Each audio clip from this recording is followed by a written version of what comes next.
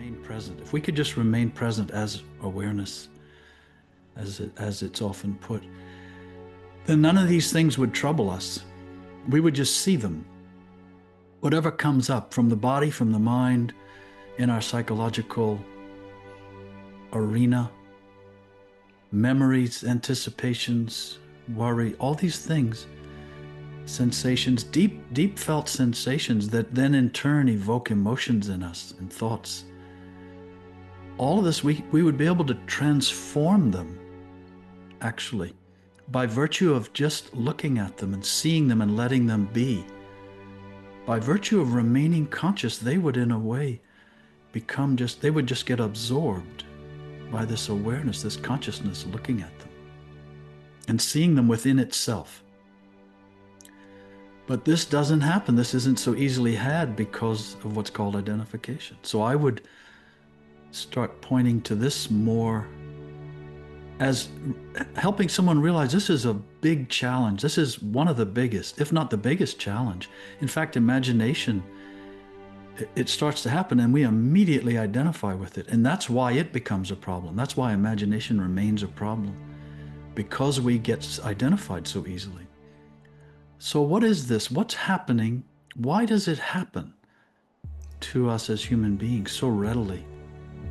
And what does it mean? And what begins to happen if we are less identified? Meaning, often what happens is someone is introduced to this idea and they themselves, the person, try to be less identified with their life. When in fact, what we're really talking about, and this is where I would take someone next more deeply, we're really talking about consciousness itself, awareness itself, becoming attached to whatever it's seeing. And the rest of it, the things that happen, like becoming hurried, becoming worried, insisting on a point of view, all these things, these are forms of identification, but they sort of happen downstream from the real thing. The real thing is awareness itself, instantaneously attaching.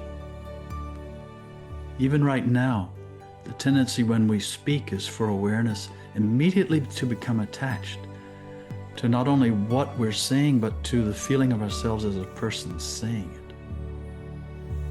How do we refrain from that so we stay home? We always stay home, but the truth is we're not home. We're not staying home.